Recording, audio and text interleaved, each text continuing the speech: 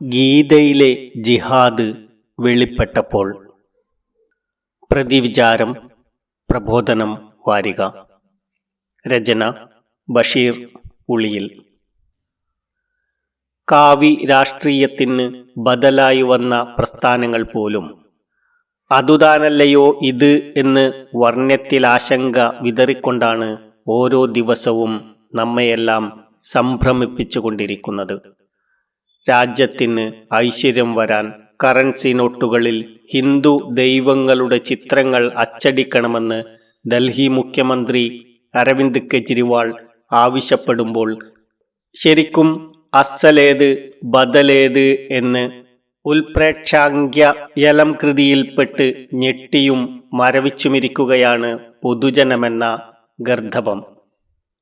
Not നിരോധം എന്ന സംഘടിത കുറ്റവും നിയമാനുസൃത കൊള്ളയും നടത്തിയ ശേഷം ഒന്നും നേരെയായില്ലെങ്കിൽ 51-ാം ദിവസം ജീവനോടെ ചുട്ടുകൊള്ളാൻ ഗദ്ഗദകണ്ഠനായ പ്രജാപതി 1400 ദിവസങ്ങൾക്ക് ശേഷവും ഒറ്റ നേരത്തെ ഭക്ഷണത്തിൽ വെറും 30,000 രൂപയുടെ കൂൺ ഉൾപ്പെടുത്തി ഓജസ്സോടെ രാജ്യഭരണം നടത്തിക്കൊണ്ടിരിക്കുന്ന വേളയിലാണ് തകർച്ചയുടെ സർവകാല റെക്കോർഡും തകർത്ത് മുന്നേറുന്ന ഇന്ത്യൻ രൂപയുടെ രക്ഷയ്ക്ക് പുതിയ മന്ത്രവുമായി ബദൽ പ്രധാനമന്ത്രി രംഗത്ത് വന്നത്. മോദിഫിക്കേഷന് മുമ്പുള്ള ഇന്ത്യയിൽ ഇത്തരം വാർത്തകൾ കേട്ടാൽ ഞെട്ടുക എന്ന ഒരു ആചാരമെങ്കിലും നിലവിലുണ്ടായിരുന്നു. എന്നാൽ ഹൈന്ദവ ധർമ്മത്തെ ഹിന്ദുത്വ ഹൈജാക്ക് ചെയ്ത ശേഷം നല്ലതല്ലാത്തതോ അശാസ്ത്രീയമായതോ ആയ ഒന്നും ഹൈന്ദവമല്ല എന്നതാണ് പൂജനീയ ഗോപാലകൃഷ്ണന്മാർ നൽകുന്ന വിശദീകരണം. ഗുണകർമ്മ വിഭാഗശ ചാതുർവർണ്ണത്തെ നിരസിക്കുന്നതെന്തും ഹീനവും അപരിഷ്കൃതവുമാണ് എന്നതാണ് അതിൻ്റെ എതിർവായന. ഈയൊരു ധർമ്മബോധത്തിൻ്റെ ആനുകൂല്യത്തിലാണ് ബിൽക്കിസ് ബാനു ബലാത്സംഗ കേസ് പ്രതികൾക്ക് ഞങ്ങൾ ഹിന്ദുക്കളാണ്, അതുകൊണ്ട് തെറ്റു ചെയ്യുകയില്ല എന്ന് ഒട്ടും ചർമ്മസങ്കോചമില്ലാതെ പറയാൻ കഴിയുന്നതും അതുകേട്ട് സാംസ്കാരിക നായകന്മാരടക്കമുള്ളവർ കാര്യമായി ഞെട്ടാത്തതും. അതേസമയം ഹിന്ദുത്വ നിർമ്മിച്ചെടുത്ത ബ്യൂട്ടിഫൈഡ് ഹൈന്ദവതയുടെ തൊലി ചെറുതായൊന്ന് ചുരണ്ടി ഉള്ളിലുള്ളത് ആരെങ്കിലും വെളിവാക്കിയാൽ വെളിച്ചപ്പാടും കഴകക്കാരും ഒന്നിച്ചുറഞ്ഞുതുള്ളി വരുന്നതും കാണാം. അക്കൂട്ടത്തിൽ ഒടുവിലത്തേതാണ് ഭഗവത്ഗീതയിലെ ജിഹാദ് വെളിപ്പെട്ടപ്പോൾ ഉയർന്ന കോലാഹലങ്ങൾ. ഇന്ത്യയുടെ മുൻ ആഭ്യന്തരമന്ത്രി കൂടിയായ മുതിർന്ന കോൺഗ്രസ് നേതാവ് ശിവരാജ് പാട്ടീലാണ് ആ രഹസ്യം പുറത്തുവിട്ടത്. ഇസ്ലാം മതത്തിൽ ജിഹാദിനെക്കുറിച്ച് ധാരാളം ചർച്ചകൾ നടക്കുന്നുണ്ട്. എല്ലാ ശ്രമങ്ങൾക്ക് ശേഷവും ആർക്കെങ്കിലും ശുദ്ധമായ ആശയം മനസ്സിലാകുന്നില്ലെങ്കിൽ അധികാരം ഉപയോഗിക്കാമെന്ന് ഖുർആനിലും ഗീതയിലും പറയുന്നുണ്ട്. ഗീതയുടെ ഭാഗമാണ് ജിഹാദ്. ക്രിസ്തുമതത്തിലും ജിഹാദിനെക്കുറിച്ച് പരാമർശിക്കുന്നുണ്ട് എന്നാണ് ശിവരാജ് പാട്ടീൽ പറഞ്ഞത്. അജശുനക ന്യായമനുസരിച്ച് നേരത്തെ തന്നെ പ്രതിപട്ടികയിൽ ചേർക്കപ്പെട്ട പദമാണ് ജിഹാദ്. അതൊരിക്കലും പശുമാർക്ക് സനാതന ധർമ്മവുമായി ചേർത്തുവെക്കപ്പെടേണ്ട പദമല്ല. എന്തുകൊണ്ടെന്നാൽ നമ്മുടെ ആന്തരികതയെ നിയന്ത്രിക്കുന്ന അനശ്വര നിയമമാണ് ഗീത. ഫാസിസത്തിൻ്റെയും കമ്മ്യൂണിസത്തിൻ്റെയും പരാജയത്തോടെ പ്രത്യയശാസ്ത്രങ്ങൾ തമ്മിലുള്ള യുദ്ധങ്ങളല്ല, സംസ്കാരങ്ങൾ തമ്മിലുള്ള ഏറ്റുമുട്ടലുകളായിരിക്കും ഉണ്ടാവുക എന്ന സിദ്ധാന്തം ചമയ്ക്കപ്പെട്ടതോടെയാണ് ആഗോള നിഘണ്ടുവിൽ ജിഹാദ് ഹിംസയുടെ പര്യായ പദമായി എഴുതി ചേർക്കപ്പെട്ടത്.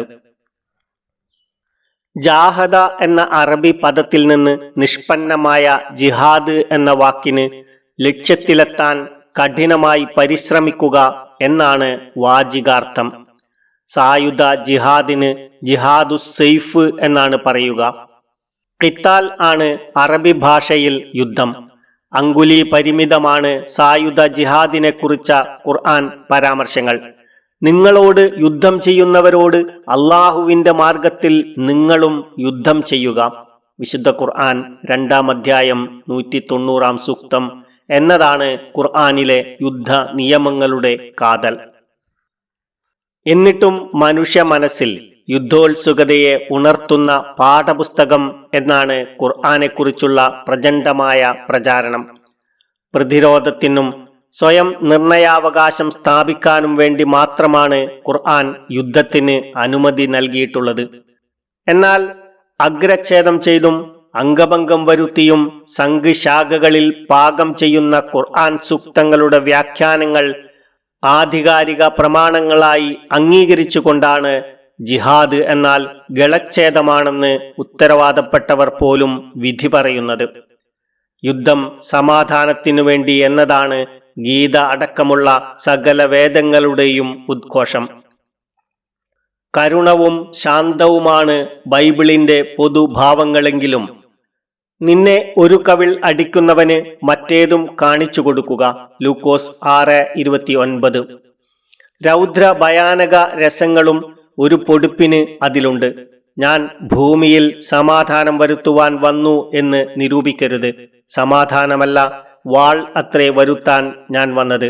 മത്തായി 10:34 എന്നതാണ് വേദപുസ്തകം മുന്നോട്ട് വെക്കുന്ന സായുധ ജിഹാദ് എന്നാണ് ശിവരാജ് പാട്ടീൽ പറഞ്ഞതിന്റെ പൊരുൾ. ഭഗവത്ഗീതയുടെ സാരാംശം എന്ന പേരിൽ ഒട്ടുമിക്ക ഹൈന്ദവ ഗൃഹങ്ങളിലും പ്രദർശിപ്പിക്കുന്ന ഫലകമുണ്ട്.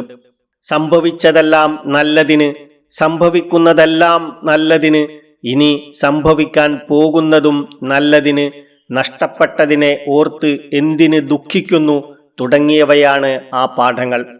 ശ്രീകൃഷ്ണന്റേതായി ഉദ്ധരിക്കപ്പെടുന്ന ഈ ഗീതോപദേശങ്ങളുടെ അവതരണ പശ്ചാത്തലം കൂടി പരിശോധിക്കുമ്പോഴാണ് ശിവരാജ് പാട്ടീൽ പറഞ്ഞതിന്റെ അകംപൊരുൾ വ്യക്തമാവുക. യഥാർത്ഥത്തിൽ മറ്റു വേദഗ്രന്ഥങ്ങളിൽ നിന്ന് വ്യത്യസ്തമായി ആദിമധ്യാന്തം സായുധ ജിഹാദിന്റെ അനിവാര്യത പരാമർശിക്കുന്ന ഗ്രന്ഥമാണ് ആത്മജ്ഞാനിയുടെ ഗീതം എന്നറിയപ്പെടുന്ന ഭഗവത്ഗീത അഥവാ സായുധ ജിഹാദ്. മുഖ്യ പ്രമേയമായ ഒരേയൊരു വേദഗ്രന്ഥമാണ് ഗീത. അങ്ങനെയാവുന്നതിൽ അസംഗതമായി ഒന്നുമില്ല.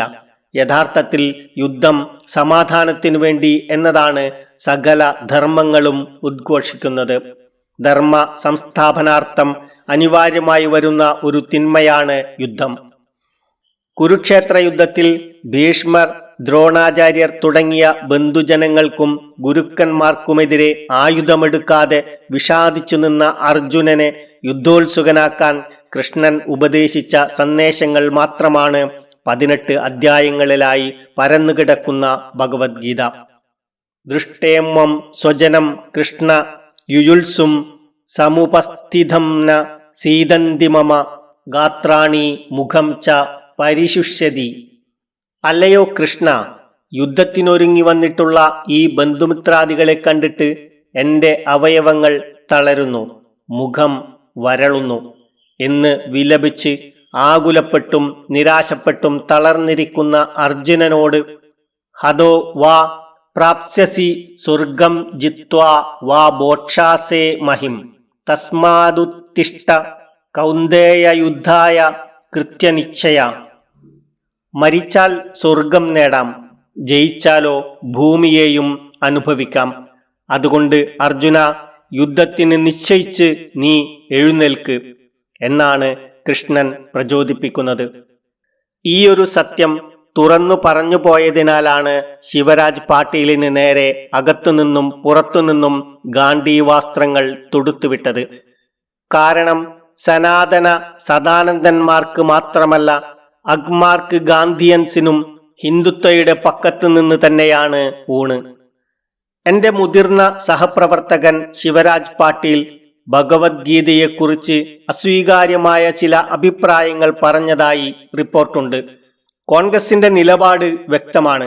ഇന്ത്യൻ നാഗരികതയുടെ അടിസ്ഥാനമാണ് ഭഗവത്ഗീത. Jairam Ramesh, AICC secretary. ഭഗവത്ഗീതയാണ് ഭാരതത്തിന്റെ ഭരണഘടന ആവേണ്ടിയിരുന്നത് എന്ന് പറഞ്ഞ ന്യായാധിപരും നമുക്കുണ്ടായിരുന്നു. താൻ രാജ്യത്തെ സ്വേച്ഛാധിപതിയായിരുന്നെങ്കിൽ 1-ാം ക്ലാസ് മുതൽ കുട്ടികളെ ഗീത പഠിപ്പിക്കാൻ ഉത്തരവിടുമായിരുന്നുവെന്നാണ് സുപ്രീം കോടതി ജഡ്ജ് AR ദവെ പറഞ്ഞത്. ഗുരുശിഷ്യ പരമ്പര പോലുള്ള നമ്മുടെ പഴയ പാരമ്പര്യങ്ങൾ നഷ്ടപ്പെട്ടുപോയി. ആ പാരമ്പര്യങ്ങൾ ഇന്നും ഇവിടെയുണ്ടായിരുന്നെങ്കിൽ ഇന്ന് കാണുന്ന അക്രമവും തീവ്രവാദവുമൊന്നും നിലനിൽക്കില്ലായിരുന്നു. കുട്ടികളെ ചെറുപ്പത്തിലെ ഭഗവത്ഗീത പഠിപ്പിക്കുകയെന്നത് മാത്രമാണ് ഇതിന് പരിഹാരം. എന്നാൽ മതേതരവാദികൾ അത് അനുവദിക്കില്ല. രാജ്യത്ത് സ്വേച്ഛാധിപത്യം നിലനിൽക്കുകയും ഞാൻ അതിന്റെ നേതൃസ്ഥാനം വഹിക്കുകയും ചെയ്താൽ അത്തരത്തിലുള്ള പാഠ്യപദ്ധതി നടപ്പാക്കും. AR Dave, the economics times, 3/8/2014. നന്ദി. പ്രിയപ്പെട്ട ശ്രോതാക്കളെ, പ്രബോധനം വാരികയുടെ ഓഡിയോ ഗ്രൂപ്പിലേക്ക് സ്വാഗതം. ഈ കൂട്ടായ്മയിലേക്ക് താങ്കളെ ആദരപൂർവം ക്ഷണിക്കുന്നു.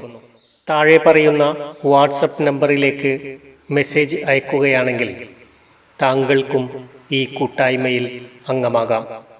Mobile number 001-952-663-33787.